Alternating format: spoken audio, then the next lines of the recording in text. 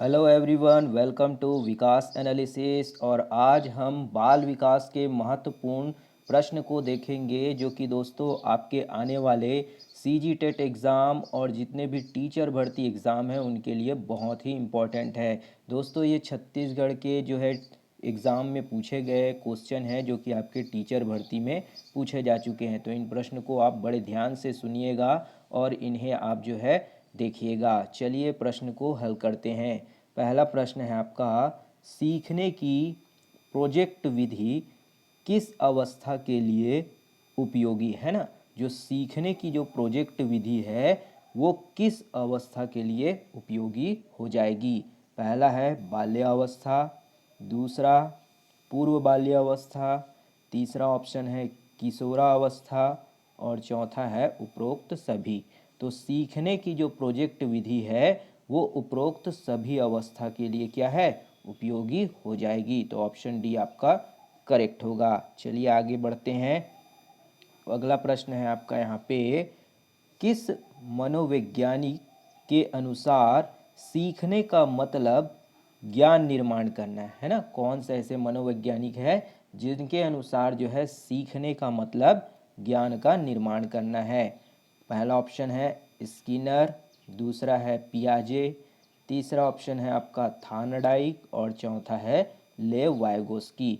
तो कौन से मनोवैज्ञानिक है जिसने सीखने का मतलब ज्ञान निर्माण करना है बताया है। तो इसका सही आंसर क्या होगा, तो वो हो जाएगा आपका जीन पियाजे है ना। जीन पियाजे ने कहा कि सीखने का मतलब होता है ज्ञान का निर्माण करना। तो ऑप्शन बी आपका सही होगा। आगे देखते हैं, मूल्यांकन किया जाना चाहिए है ना। जो मूल्यांकन करते हैं वो किस आधार पर किया जाना चाहिए। पहला है मूल्यांकन से बच्चे पढ़ेंगे, दूसरा ऑप्शन है पता लगता है बच्चों की उपलब्धि का, तीसरा है बच्चों के सीखने के स्तर का ज्ञान होता है और चौथा है शिक्षकों की उपलब्धि का पता लगता है। तो इसका सही आंसर क्या हो जाएगा, मूल्यांकन क्यों किया जाना चाहिए। तो मूल्यांकन किया जाना चाहिए आपका बच्चों के सीखने के स्तर के ज्ञान का पता होता है ना, कि बच्चे किस स्तर से सीख रहे हैं ताकि उन्हें और भी सुधारा जा सके। तो ऑप्शन सी आपका करेक्ट आंसर हो जाएगा। चलिए आगे बढ़ते हैं। अगला प्रश्न देखते हैं आपका यहाँ पे। दोस्तों वीडियो बढ़िया लग रहा हो तो लाइक और चैनल को सब्सक्राइब सपोर्ट जरूर करिएगा। अगला प्रश्न है आपका, एक बच्चे की मानसिक आयु 12 वर्ष है एवं वास्तविक आयु 10 वर्ष है, तो उसकी बुद्धि लब्धि क्या होगी है ना। एक बच्चा है जिसकी मानसिक आयु है ना, जो मानसिक आयु है वो 12 वर्ष है और वास्तविक आयु 10 वर्ष है, तो उसकी बुद्धि लब्धि यानी आईक्यू के बारे में पूछा जा रहा है। तो इसका एक सूत्र होता है जिसको याद रखिएगा, मानसिक आयु बटे में वास्तविक आयु और गुना कर दिया जाता है 100 से है ना। तो यहाँ पे आपका मानसिक आयु दिया है यहाँ पे 12 बटे में वास्तविक आयु 10 गुना कर देंगे 100 से है ना। तो ये जीरो और ये जीरो आपस में कैंसल हो जाएंगे, तो यहाँ पे आपका आ गया 120, यानी कि उस बच्चे की बुद्धि लब्धि कितनी हो जाएगी 120। ऑप्शन सी आपका करेक्ट हो जाएगा। एक प्रश्न जो है ये आईक्यू से जरूर पूछता है तो इसको आप जरूर से ध्यान में रखिएगा। चलिए आगे प्रश्न देखते हैं। परिपक्वता का संबंध है ना। जो परिपक्वता है, मैच्योरिटी है, इसका संबंध किससे है पूछा जा रहा है। पहला ऑप्शन है आपका विकास, दूसरा है बुद्धि, तीसरा है आपका सृजनात्मकता और चौथा है रुचि है ना। तो परिपक्वता का संबंध किससे है ये पूछा जा रहा है। तो सही ऑप्शन हो जाएगा विकास। परिपक्वता का जो संबंध होता है वह विकास से यानी डेवलपमेंट से होता है। तो ऑप्शन ए करेक्ट होगा। दोस्तों वीडियो बढ़िया लग रहा हो तो लाइक जरूर करिएगा। चलिए आगे देखते हैं। अधिगम का व्यवहारिक सिद्धांत निम्न है ना। अधिगम का जो व्यवहारिक सिद्धांत है वो किस तरह है वो आपको बताना है। पहला है संबंध प्रतिक्रिया का सिद्धांत, दूसरा है स्किनर का क्रिया प्रसूत अधिगम का सिद्धांत, तीसरा है प्रबलन सिद्धांत, चौथा है उपरोक्त सभी है ना। तो यहाँ पे आपका अधिगम का व्यवहारिक सिद्धांत कौन सा होगा वो आपको यहाँ पे बताना है। तो इस क्या हो जाएगा, ऑप्शन डी, यानी उपरोक्त सभी जो होंगे आपके अधिगम के व्यवहारिक सिद्धांत हो जाएंगे। चलिए आगे प्रश्न देखते हैं। अगला प्रश्न है आपका यहाँ पे, शिक्षा का अधिकार अधिनियम है ना, जो आरटीआई है, शिक्षा का अधिकार अधिनियम 2009 लागू नहीं होता है ना। किस तरह के बच्चों पर आरटीआई 2009 जो है वह लागू नहीं होता। पहला है निःशक्त बच्चों पर, दूसरा 6 से 14 वर्ष के आयु के बच्चों पर, तीसरा ऑप्शन है 14-18 वर्ष के आयु के बच्चे पर, और चौथा है बच्चों की नियमित उपस्थिति पर, है ना। तो जो शिक्षा का अधिकार अधिनियम है वो किस पर लागू नहीं होता वो आपसे पूछा जा रहा है। बहुत ही इम्पोर्टेंट प्रश्न है, ध्यान रखिएगा। तो ये आपका 6 से 14 वर्ष के जो आयु के बच्चे होते हैं उनके लिए शिक्षा का अधिकार अधिनियम 2009 जो है वो लागू नहीं होता है। ऑप्शन सी करेक्ट होगा। चलिए आगे बढ़ते हैं। अगला प्रश्न है आपका यहाँ पे, राष्ट्रीय पाठ्यचर्या की रूपरेखा यानी एनसीएफ 2005 दस्तावेज में भाषा के लिए निर्धारित है।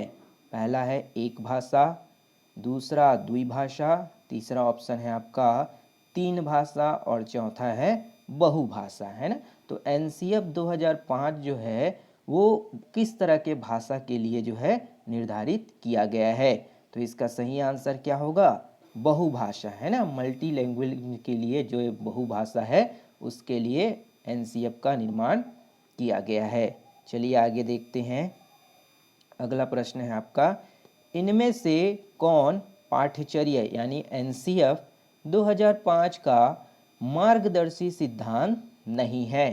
पहला ऑप्शन है ज्ञान को स्कूल के बाहरी जीवन से जोड़ना, दूसरा ऑप्शन है पढ़ाई को रटने प्रणाली से मुक्त करना, है ना, यानी कि जो रटन प्रणाली है उनसे मुक्त करना, तीसरा है अंग्रेजी भाषा में शिक्षा देना, चौथा बच्चों को चहुमुखी विकास के अवसर उपलब्ध कराना।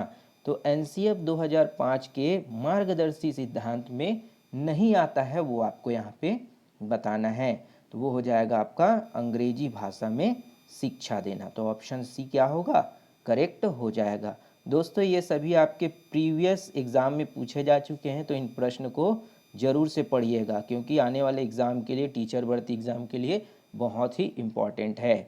चलिए आगे देखते हैं।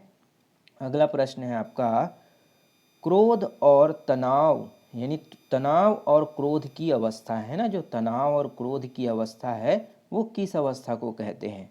पहला है शैशवावस्था, दूसरा है किशोरावस्था, तीसरा है बाल्यावस्था, और चौथा है वृद्धावस्था।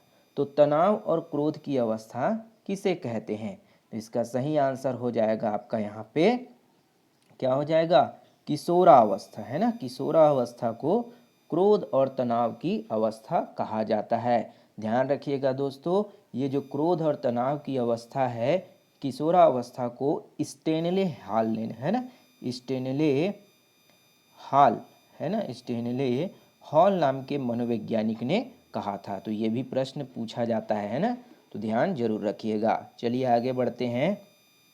अगला प्रश्न है आपका, शर्म तथा गर्व जैसी भावना, है ना, शर्म तथा गर्व जैसी भावना का विकास किस अवस्था में होता है। पहला ऑप्शन है आपका शैशवावस्था, दूसरा ऑप्शन है बाल्यावस्था, तीसरा है किशोरावस्था, और चौथा है वृद्धावस्था, है ना। तो शर्म और गर्व जैसी भावना का विकास जो है वह किस अवस्था में होता है। तो इसका सही आंसर क्या हो जाएगा, तो वो होगा आपका यहाँ पे बाल्यावस्था, है ना। ऑप्शन नंबर बी बाल्यावस्था जो होगा आपका करेक्ट आंसर हो जाएगा। अगला प्रश्न देखते हैं। मैकडूगल के अनुसार मूल प्रवृत्ति जिज्ञासा का संबंध संवेग कौन सा है ना, जो मूल प्रवृत्ति जिज्ञासा है उसका संवेग कौन सा है वो आपसे पूछा जा रहा है। पहला ऑप्शन है भय, दूसरा है घृणा, तीसरा ऑप्शन है आपका आश्चर्य, और चौथा है दुख, है ना। तो जिज्ञासा का संबंध कौन से जो है संवेग, है ना, कौन से इमोशन से होगा, वो आपसे पूछा गया है। तो इसका सही आंसर क्या होगा, जिज्ञासा यानी आश्चर्य, है ना, किसी आश्चर्य चीज को देखने पर उसको जानने की जिज्ञासा होती। तो ऑप्शन सी जो होगा करेक्ट हो जाएगा। दोस्तों कमेंट करके बताइएगा कि मैकडूगल ने जो है कितने तरह के जो है प्रवृत्तियां, है ना, मूल प्रवृत्तियों के बारे में बताया है। तो इसका आंसर आपको पता होगा, आप कमेंट करके जरूर से बताइएगा। चलिए अगला प्रश्न देखते हैं। अगला प्रश्न है आपका यहाँ पे, पियाजे के संज्ञानात्मक विकास सिद्धांत के अनुसार संवेदी क्रियात्मक अवस्था होती है ना। पहला ऑप्शन है जन्म से 2 वर्ष तक, दूसरा है 2 से 7 वर्ष तक, तीसरा ऑप्शन है 7 से 11 वर्ष तक, और चौथा है 11 से 16 वर्ष तक, है ना। तो जीन पियाजे की जो संज्ञानात्मक विकास की अवस्था है वह जिसमें संवेदी क्रियात्मक अवस्था किस अवस्था के अंतर्गत आएगी। तो इसका सही आंसर क्या होगा, जन्म से लेकर 2 वर्ष तक, है ना। जन्म से 2 वर्ष तक जो होती है वह संवेदी क्रियात्मक अवस्था के अंतर्गत आती है ना। जीन पियाजे ने इनके बारे में बताया है। चलिए आगे बढ़ते हैं। अगला प्रश्न है आपका यहाँ पे, विकास में वृद्धि से तात्पर्य, है ना, जो विकास है उसमें वृद्धि से क्या आशय है पूछा जा रहा है।